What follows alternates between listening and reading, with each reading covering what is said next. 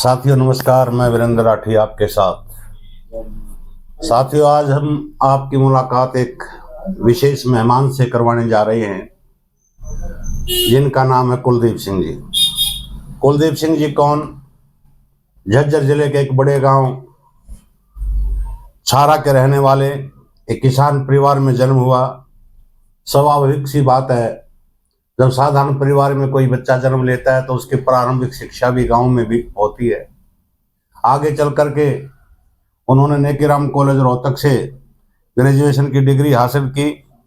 फिर पत्रकारिता की उन्होंने जो उपाधि ग्रहण की वो महर्षि दयानंद विश्वविद्यालय रोहतक से प्राप्त की।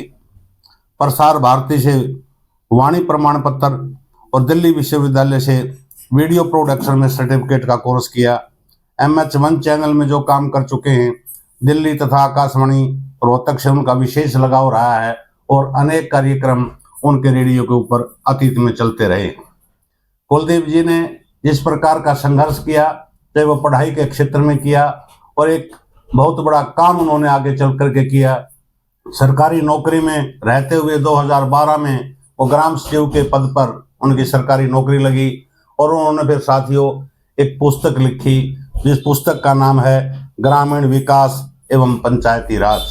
तो आइए आज बातचीत का सिलसिला हम कुलदीप जी से शुरू करते हैं। सर्वप्रथम तो कुलदीप जी, हमारे चैनल पर आपका बहुत बहुत स्वागत है। नमस्कार आपका और आपके सभी दर्शकों को भी मेरा नमस्कार। आपने एक पुस्तक लिखी ग्रामीण विकास एवं पंचायती राज जी। इसी टॉपिक के ऊपर पुस्तक लिखने का विचार आपके मन में कैसे आया? देखिए, मैं जब विकास एवं पंचायत विभाग में बतौर ग्राम सचिव तैनात हुआ तो जो मेरी शिक्षा रही थी, जनसंचार विषय में मैंने MPhil की थी और लेखन से मेरा विशेष लगाव रहा था। जब इस विभाग में आया तो मैंने देखा कि बहुत सारी ऐसी योजनाएं जो सरकार लेकर आती है उसका लक्षितों तक लाभ नहीं पहुंच पाता, या कुछ खामियां ऐसी रहती है कि योजना का क्रियान्वयन ही अच्छे तरीके से नहीं हो पाता। तो मेरे मन में उत्सुकता बनी कि इस विभाग में जो पंचायती राज संस्थाएं, स्थानीय स्वशासन की इकाइयां हैं, ग्राम स्तर पर समग्र विकास की जिम्मेदारी संवैधानिक दर्जे के साथ उन्हें प्राप्त है। तो मेरे मन में उत्सुकता बनी कि वो सारी चीजें जो उनके सामने समस्याएं आती हैं, जो चुनौतियां हैं, वो सारी मैं किताब के माध्यम से जन जन तक पहुंचाऊं। तो आपने जो ग्रामीण विकास और पंचायती राज जिस प्रकार से भारत सरकार और प्रदेश की सरकार दावा करती है कि पंचायती राज संस्था भारत के अंदर सबसे मजबूत है, उसको कहाँ तक किस स्टैंड पर आपने पाया? देखिए, इसके लिए हमें अतीत में जाना होगा। हमारी पंचायती राज संस्थाएं जिनका उद्भव साल 1952 में राजस्थान के नागौर जिले से राष्ट्रीय सामुदायिक विकास कार्यक्रम के नाते शुरू हुआ था, लेकिन उस समय पंचायती राज संस्थाओं का जो सफरनामा था वो थोड़ा कमजोर मैं मानूंगा, क्योंकि उनको संवैधानिक अधिकार उस समय प्रदत्त नहीं हुए थे। और हमारे देश की जो सामाजिक संरचना है उसमें पंचायतें या पंचायतों जैसे संघ होने के उल्लेख इतिहास में, आप चाहे वैदिक इतिहास में जाइए, आप चाहे मुगल काल में जाइए, आप चाहे जिस समय पे अंग्रेज हमारे देश में थे उस समय जाइए, उस समय भी ग्रामों का अस्तित्व और पंचायती राज संघों का अस्तित्व हमें देखने को मिलता है। उस समय तो देखिए देश नया नया आजाद हुआ था जी, ना इतना बजट देश का था जी। उस समय में, और आज के समय में तो काफी बदलाव आया है। कई गांव तो शहर की तर्ज पर उनका विकास आज चल रहा है। यह हम आपकी बात से हम सहमत हैं, लेकिन पंचायती राज संस्थाओं का जो एक तरह से संजीवनी देने का काम किया, ताकत देने का काम किया, वो मेरा अपना मानना है कि राजीव गांधी जी की सोच इसमें एक बहुत बड़ा योगदान उनकी सोच का था। जी बिल्कुल, उसी विषय पर मैं धीरे धीरे आने की कोशिश कर रहा हूँ। साल 1993 में जो पंचायती राज आज संस्थाएं हैं उनके लिए जो एक अधिनियम उस समय सरकार में पारित हुआ और जिसके आधार पर पंचायतों को संवैधानिक अधिकार दिए गए, और 29 ऐसे विषय जो ग्राम विकास से सीधे तौर पर संबंधित हैं और उनमें समग्र ग्राम विकास की धारणा झलकती है, वो पंचायतों को हस्तांतरित किए जाने का उस कानून में जिक्र किया गया। उसके बाद से पंचायतों का स्वरूप बदला, उनकी शक्तियां थी उनमें बढ़ोतरी हुई और उनको विकास के विभिन्न आयाम भी उनके सामने आए, और सरकारों का जो बजट देने का जो व्यवस्था थी वो केंद्रीय वित्त आयोग और राज्य वित्त आयोगों के माध्यम से ज्यादा बजट सीधे पंचायती राज संस्थाओं को देने की अनुशंसा भी उस वक्त की गई थी। इसमें हरियाणा प्रदेश को बाकी भारत के जो प्रदेश हैं जी। उनमें पंचायती राज संस्था को किस प्रदेश के अंदर आप सशक्त मानते हैं, मजबूत मानते हैं? देखिए, पंचायती राज संस्थाएं, अगर हम हमारे देश का पंचायती राज संस्थाओं का वृहद अवलोकन करते हैं तो जाहिर सी बात है जो दक्षिण भारत है वहां की पंचायती राज संस्थाएं हमारे से कई कदम आगे हैं, या आप यूं कहें कि मीलों आगे हैं। ग्राम स्तर की जितनी भी सुविधाएं हैं जिनके लिए आमजन को हरियाणा में खंड कार्यालयों, तहसील कार्यालयों और जिला कार्यालयों में जाना पड़ता है, क्या इसका मुख्य कारण साक्षरता दर मानते हैं आपके साउथ में ज्यादा? साक्षरता दर इसका कारण नहीं है। इसका जो मुख्य कारण रहा है उसमें एक सरकारी इच्छा शक्ति भी मैं मानता हूं कि जब भी एक विभाग के मुखिया होने के नाते जो भी विभाग का मुखिया सरकार में होता है तो उसका पंचायती राज संस्थाओं को लेकर नजरिया किस प्रकार से उनको विकसित करने का है, वो भी इसमें मुख्य कारण रहता है। अब हरियाणा प्रदेश की अगर हम थोड़ी सी बात करें, आपने बताया कि साउथ में ज्यादा ये कारगर रूप से लागू हुआ है और विकास की तरफ ज्यादा साउथ के जो प्रदेश हैं वो बढ़े हैं जी। जैसे हरियाणा प्रदेश के अंदर पिछले कुछ समय से भारतीय जनता पार्टी की सरकार यहाँ है जी, और उन्होंने तो जो जिला परिषद के चेयरमैन हैं उनको भी ये अधिकार दिया है कि 15 अगस्त और 26 जनवरी के दिन वो भी ब्लॉक स्तर पर या जिला स्तर पर तिरंगा फहराएं। देखिए, इसको आप किस रूप में देखते हैं? देखिए, कोई भी सरकार जब आती है, अगले जो अवधि होती है, तो निश्चित तौर पर एक बात मैं यहाँ मानूंगा कि अगली सरकार में कुछ ना कुछ बेहतरी की तरफ कदम उठाए जाते हैं। तो इस बार भी यही हुआ है कि पंचायती राज संस्थाओं को सुदृढ़ करने की जो आवाज पंचायती राज जनप्रतिनिधि काफी समय से उठा रहे थे, तो हो सकता है सरकार ने उस पर विचार करके इनके अधिकारों में कुछ वृद्धि की है, और इससे कहीं ना कहीं पंचायती राज संस्थाओं के जो मैंने कहा कि दक्षिण भारत में उनकी स्थिति अच्छी है, तो हरियाणा की स्थिति भी कुछ बेहतर होने की उम्मीदें की जा सकती है। जैसे भारत की आबादी आप मान करके चलते हैं कि भाई 68 कुछ परसेंटेज गाँव के अंदर रहती है, तो जब तक ग्रामीण विकास नहीं होगा तब तक देश का विकास भी रुक सा जाता है। चौधरी चरण सिंह ने एक बार कहा था लाल किले की प्राचीर से जब वो प्रधानमंत्री थे कि भारत की समृद्धि का रास्ता खेतों और खलिहानों से होकर के गुजरता है, तो उसी कथन को आप भी कहीं न कहीं सत्य बता रहे हैं। तो आपने इस किताब के अंदर जैसे 16 चैप्टर आपने लिखे, इनमें पंचायतों का इतिहास भी आपने बताया, ग्राम विकास की अवधारणा भी बताई, पंचायती राज संस्थाएं और हरियाणा के बड़े गांवों के बारे में जिक्र किया। प्रमुख कमी आपने हरियाणा को मद्देनजर रख के ये पुस्तक लिखी है जी। तो हरियाणा में जो पंचायती राज एक्ट लागू हो रखा है उसमें आप अभी भी क्या क्या कमियां मानते हैं? देखिए, मैं यहाँ दो मुख्य तौर से 2 कमियां मानता हूँ। जो पंचायती राज जनप्रतिनिधि हमारे चुनकर आते हैं उनमें अधिकारों के प्रति अति जिज्ञासु भाव है जी, और जो कर्तव्य भाव है उसमें कहीं ना कहीं कमी है। ऐसा होने से कोई भी सरकारी योजना जब ग्राम स्तर पर लागू होने के लिए तैयार की जाती है, कानून वो बनकर आती है, तो जब इच्छा शक्ति और कर्तव्य बोध का अभाव होता है तो अपने मूल रूप से लक्षित वर्ग तक नहीं पहुंच पाती है। इसका मुख्य कारण ये है। दूसरा मुख्य कारण हरियाणा प्रदेश, जिसमें आज के दिन 6225 ग्राम पंचायतें हैं, उनमें से अधिकतर ग्राम पंचायतों की स्वयं के आमदन के स्रोत शून्य हैं, या मैं यूं कहूं कि 50% पंचायतें ऐसी हैं जिनकी स्वयं के संसाधनों से आमदन, जिसमें पंचायती जमीन मुख्य तत्व है, मुख्य बिंदु है जहां से उनकी आमदन होती है, दुकानें हैं, तालाब हैं, तो उनकी आमदन बहुत कम है। वो पूरी तरह से विकास के लिए राज्य सरकार और केंद्र सरकार द्वारा दिए जाने वाले अनुदानों पर निर्भर है। उसके अलावा पंचायती राज, आप ये देखिए कि 1994 के बाद भी हम कितने साल गुजर गए, कितने दशक गुजर गए, हमारी अधिकांश ग्राम पंचायतों के पास खुद के कार्यालय तक नहीं। हालांकि सरकारी आंकड़ों में लगभग 2500 से अधिक ग्राम सचिवालय होने का दावा किया जाता है, लेकिन आप उनकी संरचना देखेंगे तो वो कार्यालय इस स्तर के नहीं है कि वहां जो 11 विभाग पंचायती राज संस्थाओं से सीधे तौर पर जोड़े गए हैं, जो आम जन से भी सीधे जुड़े हैं, कि वो सभी बैठकर वहां अपनी सुविधाएं और जो सेवाएं हैं वो सुचारू रूप से ग्रामीणों को दे सकें। तो इसका मुख्य एक जो दूसरा कारण है वो मैं ये मानता हूं कि पंचायती राज संस्थाओं के लिए पर्याप्त संसाधनों का भी कहीं ना कहीं अभाव रहा है।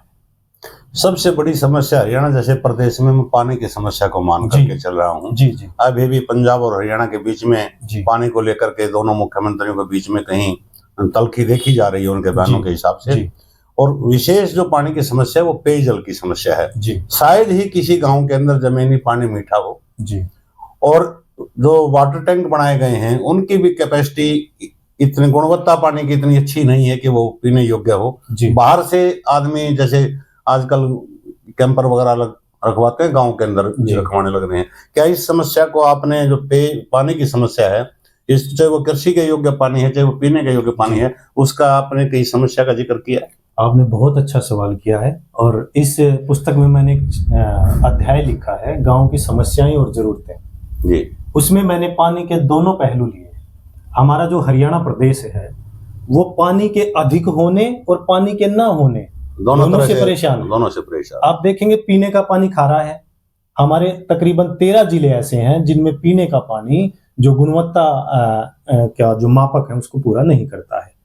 इसके अलावा 13 से भी 14 या 15 जिले ऐसे हैं जो बरसात के समय में उस पानी की अधिकता के कारण परेशान रहते हैं। उनकी फसल खराब हो जाती है और जो लवणीय भूमि हो जाती है, खारापन जो जमीन का है वो ऊपर आ जाता है, तो वो उससे परेशान है। ये दोनों चीजें मैंने इसमें ली है।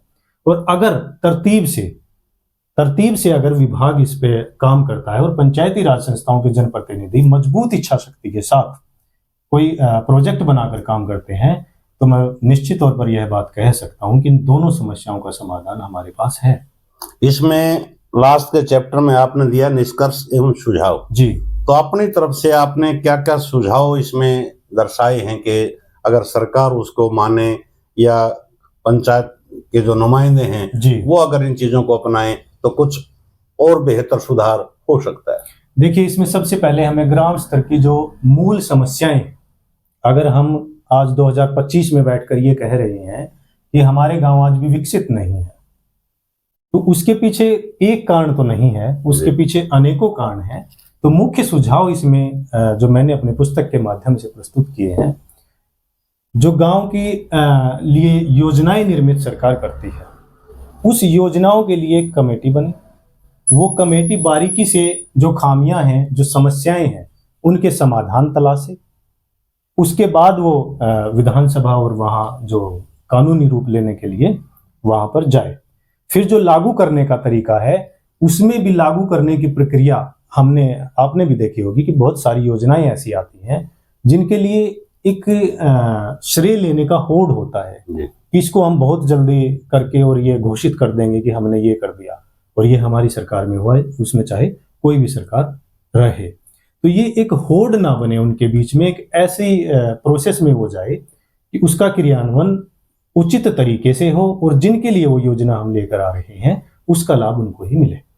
हम जिस इलाके के अंदर रह रहे हैं वो इलाका ऐसा है कि जहाँ बड़े बड़े आबादी के गांव हैं। जी, कुछ गांव तो ऐसे हैं कि जिन गांवों के अंदर, जैसे महम के इलाके में आप जाओगे तो बड़म्बा है, मोखरा है, निंदाना है, और आपके उधर से दुपड़धन जैसा गांव है, कि ऐसे गांव हैं कि वहां पे 4-4 पंचायतें हैं जी। और इसके विपरीत जैसे आपका खुद का गांव छारा है और डिग्गल आपके इलाके का बहुत बड़ा गांव है, इन गांव की एक पंचायत है। इतनी ज्यादा वोट होने के बाद भी पंचायत एक है जी।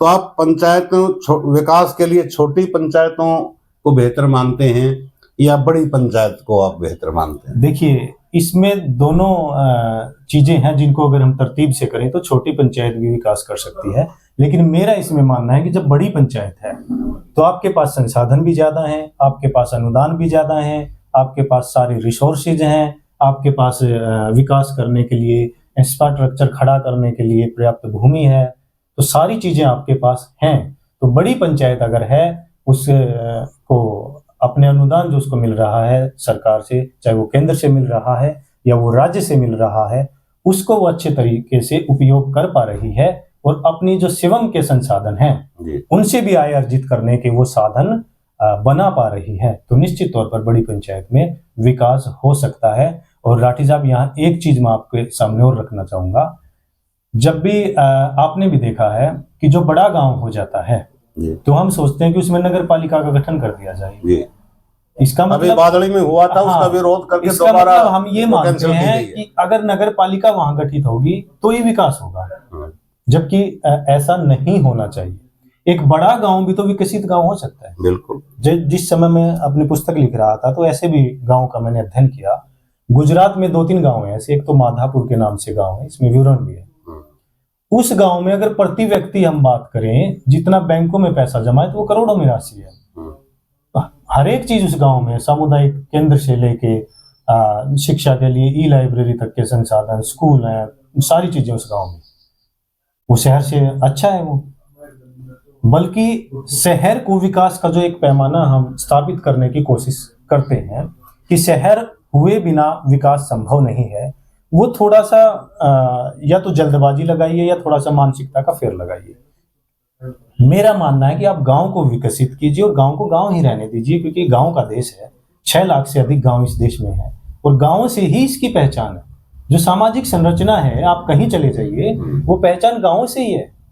बिल्कुल। क्योंकि जो शहर हैं वो तो पलायन के कारण उनका जो गांव की प्रक्रिया बढ़ी है, शहर में जाकर के लोग बसे। जो उनकी शहरीकरण की प्रक्रिया पिछले 2 दशक में हम देखेंगे काफी तीव्र हुई है। आप एक छोटे से शहर को देख लीजिए, पिछले 2 दशकों में उसकी आबादी तो 3 गुना बढ़ गई और गांव की आबादी वहीं की वही है। पिछले 4 दशक से कुछ गांव तो ऐसे हैं जिनमें कम हो गई, जिसमें आपने जिक्र किया जैसे डीगल, छारा, मांडुठी, ये गांव ऐसे हैं जिनकी 1991 में जो जनसंख्या थी उससे कुछ ना कुछ कम हुई है आज के समय, क्योंकि ज्यादा बाहर पलायन हो गया। चाहे वो बच्चों के भविष्य को देख करके जाएं, बच के बच्चों को अच्छी शिक्षा दिलानी है। इस पलायन के भी कारण कई हैं, उसके लिए भी मैंने अपनी पुस्तक में लिखा है कि वो गांव से लोग क्यों आखिर शहर में जाना चाह रहे हैं। अगर वो सारी चीजें गांव में ही हम देंगे तो वो शहर में नहीं जाएंगे। और आप यकीन करेंगे इस बात पर कि शहर की अर्थव्यवस्था इतनी भी मजबूत नहीं है कि वो हमारी सारी विस्थापित आबादी और जो पलायन होकर आबादी जा रही है उसका बोझ उठा सके। तो इसको हमें गांव को इस तरीके से विकसित करना होगा। और गांव का एक जो सबसे बड़ा मैं तो उसको रोजगार मानता हूँ। लोग कहते हैं कि वो आज के दिन घाटे का सौदा साबित हो रही है। खेती के बारे में मैं बात कर रहा हूँ। उसमें अगर सरकार भी ऐसी योजनाएं लेकर आए और उसको हम इस तरीके से विकसित करें तो खेती को मैं तो बहुत बड़ा रोजगार मानता हूँ। तो गांव विकसित होंगे। तो प्रयास तो सरकार का आज है। जिस प्रकार से सौर ऊर्जा के जो सेट लगाए जा रहे हैं उनमें भी सरकारें सब्सिडी दे रही हैं अपने किसानों को जी। और उनका भी प्रयास है, घरों के ऊपर भी अगर कोई सोलर पैनल लगवा रहा है तो उसमें भी कहीं न कहीं छूट दी जा रही है। तो सरकार का एक प्रयास तो है कि गाँव के अंदर जो स्थिति है उसमें सुधार आए, कुछ आया भी है।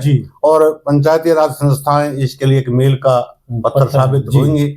भविष्य में आने वाले समय में अगर थोड़ा सा ढंग से, जैसे आपने बताया, अगर इसको इम्प्लीमेंट कर लिया गया तो जी। और आप स्टूडियो में आए कुलदीप जी, आपका बहुत बहुत धन्यवाद मैं करता हूं। और दर्शकों से एक अपील जरूर करना चाहूंगा साथियों। कुलदीप जी ने ये पुस्तक लिखी है ग्रामीण विकास एवं पंचायती राज। जो भी पंचायती राज महकमे से जुड़े हुए अधिकारी हैं या कर्मचारी हैं या हमारे गांव में रहने वाले, चाहे वो पंच हैं, सरपंच हैं, ब्लॉक समिति सदस्य हैं, जिला परिषद सदस्य हैं, वो कहीं से कहीं इस पुस्तक को लेकर के इसको पढ़ने का काम जरूर करें। क्योंकि इसमें समस्याएं भी दी गई हैं तो साथ के साथ समाधान भी साथियों बताया गया है कि किस प्रकार से हम अपने पंचायती राज कानून को और मजबूती प्रदान कर सकते हैं और विकास की गति को अपने गाँव में पंचायत के माध्यम से और गति देने का काम साथियों कर सकते हैं। शुक्रिया जी, धन्यवाद।